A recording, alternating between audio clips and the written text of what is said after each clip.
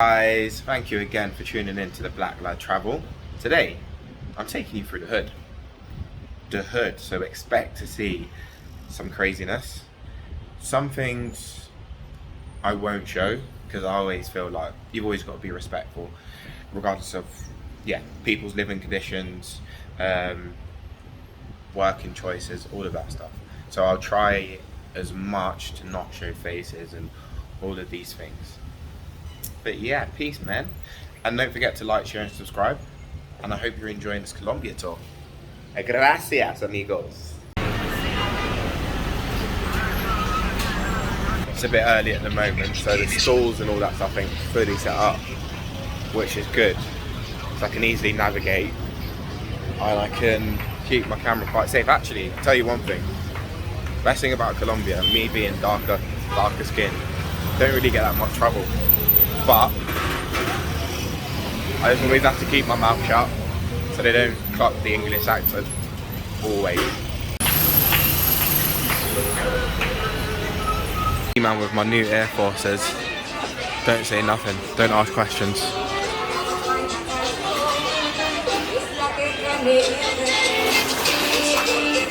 Don't ask questions about where I got them, how I got them, how much they cost.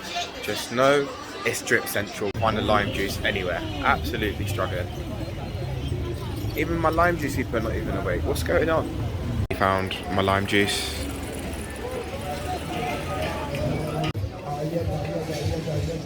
Finally got the lime juice. Part of it all, it's like 9 AM. You've got people doing shots. A lot of homeless. I think I've seen them. The most drugs I've seen taken in a while. The thing with it all, you've got such a lovely, beautiful country in Colombia. Some really great people that I've met. Great place, great country. Nice food court.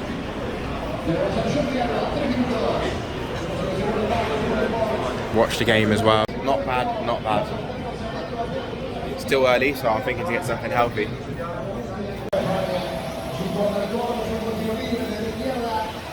On point.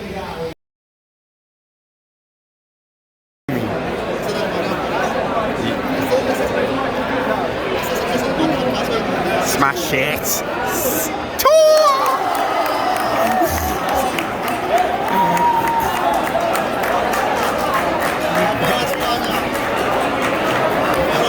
Remember I said if it's busy? Yeah, it's busy. And the time now, Morocco's kicked off, so about 4 something.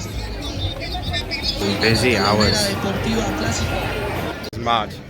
So on my walks, some kids, looks quite young to be fair, 14, 15, 17, 18, got like blood on his head, like front of his head,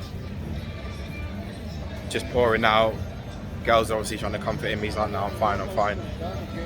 Next you know, he's passed out and he hasn't woken up. And that is the reality of this place. But obviously I'm not going to speculate because I don't know what's actually happened. Just had a brutal, absolute brutal 10 minutes, 10-15 minutes. Unbelievable. Absolutely unreal. I had to come back to the hotel room because flip here now. This place, it does take it out of you. It really does. Like, you're just seeing loads of drug users, say crackheads. Well, yeah, crackheads, they're smoking. You can literally see the pipes. As you've seen in the video before, you're literally, the pipes are just laying all over the floor. And they try and hide it with some like small cardboard box. Just quite similar to Barca, but Barca I feel like was just always in a secluded bit. This is just like in your face. And then, yeah, some kid who's just got blood down his head. That he must, I don't know if he got bottled or what. But yeah, it's just coming out of his head. And then And after that, walking back, I'm like, then you've got to go past all loads of the working girls, the prostitutes, which again, I don't complain about it at all. But then when it's just in your face and it's just the pestering of it as well, you're just like, bruh. And then in that, along the same thing, some man just like climbs out of a bin, and I'm just like, what is going on in this beautiful country? Like, how has it got to this? And then early in the morning, I don't know if I said it or not, there's this guy like necking a bottle, having shots. And this was what, 8 o'clock, half 8, something to 9. Just seen him as well, stumbling around the street, knocking into people. Black guy as well, and you're just like, what is going on? Absolutely what is going on. So I'm gonna recharge, because I need it. Because mentally that was a bit, I've seen madness, but when it's just like that, and then I've got the privilege to come back to my hotel and then even refresh. These people are living it. This is them like normal. This is a daily thing for them. This is just another day. So yeah, I'm gonna recharge.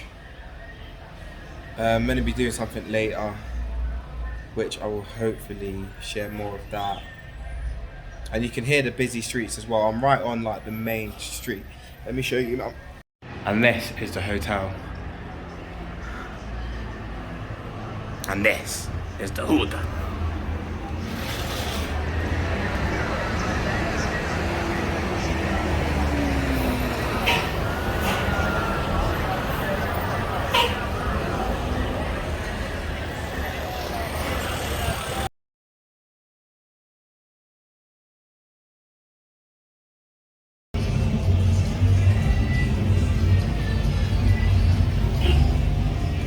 Yeah, that fresh aid in Colombia.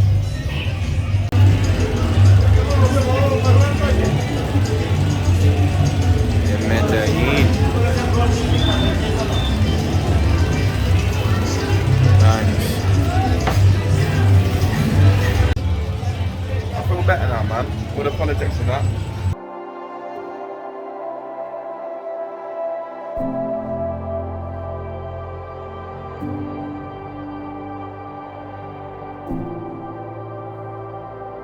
Like it nice and chilled on the rooftop after a mad day, mentally mad day anyway, but it's been good. I love Colombia. It's been an unreal experience, and I'll be back again for sure.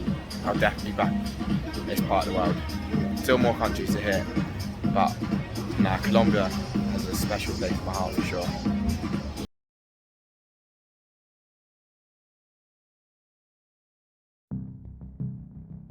Don't forget to like, share and subscribe, and please do comment as well. It really does help the channel, and I'm always reading them and learning more.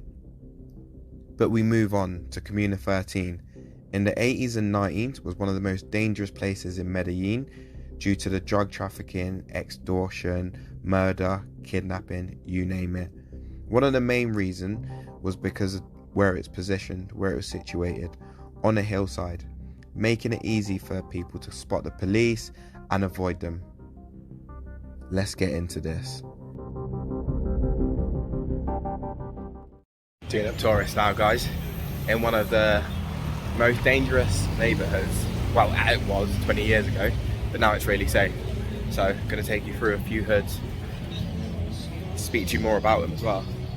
Just tune in. Tell you what, it is baking.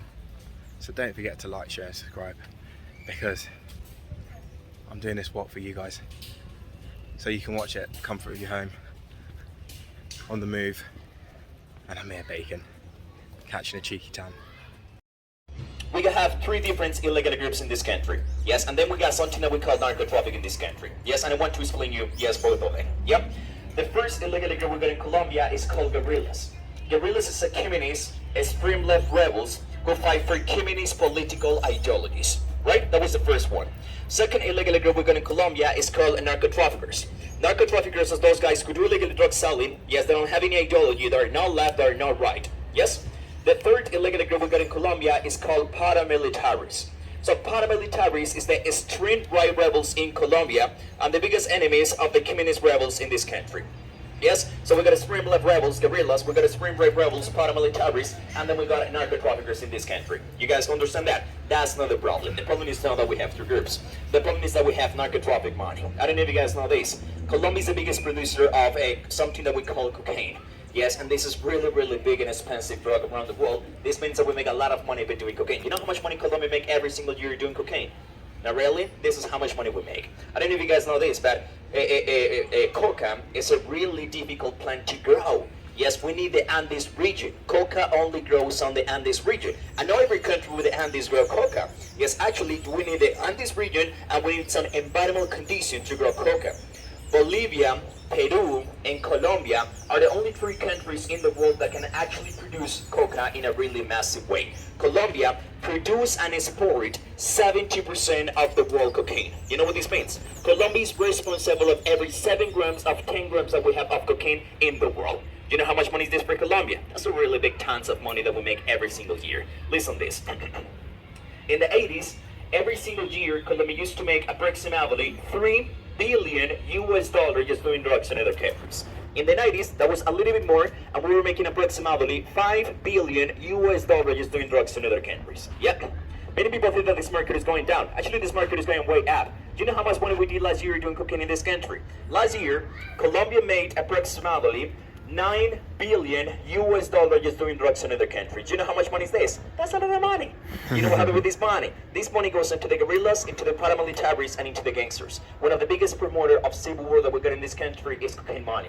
Those $9 billion comes illegally into the country. Yes, and it's the money that most of the guerrillas, paramilitaries, and gangsters use. Everyone in this country do cocaine because it's the most quantity of money they can make in a really easy way. Do you guys understand this? Cocaine is one of the biggest problems that we got in this country. Yeah? You guys got that? Remember that, please. I'm going to extend the information in a couple of moments later. Yes? Third thing that you guys have to understand, why Community 13? Yes? The reason why Community 13 became so famous is because 21 years ago, in the 2001, Community 13 was considered for really first time the most dangerous communas in Colombia. Yes? That was really hard moment. Yes? And 8 years after, in the 2009, and only 12 years ago, Community 13 was considered the most dangerous communas in Medellin city. I was here in 2001 and I was here in 2009. I lived the two problems. In the first problem, I was only 3 years old. I was a baby. I don't really have big memories about that problem, but it was one of the hardest moments for most people around me. Yes, in the second problem, yes, I was 11 years old. Yes, and that was really hard for me. Because when you're 11, when you're 12, is when gangsters will try to recruit you. I lost two of my biggest friends in the recruitment. When I was 11 and when I was 13, two of my biggest friends were recruited. I really changed all of my perception of reality that I got inside of those places. Just because today I still living inside of those places. Today I... Guys, we are in the hood.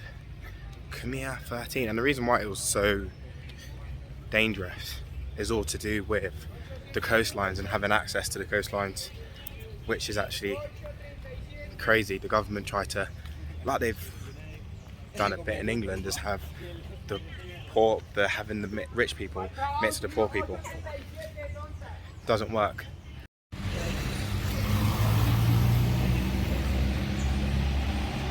Taking a step into the hood.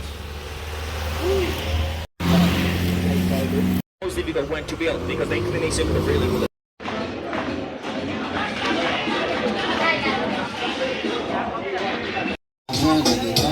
Look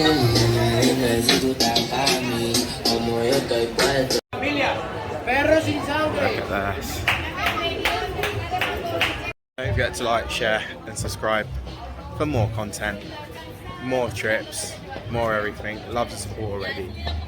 Really appreciate it, guys. Peace out.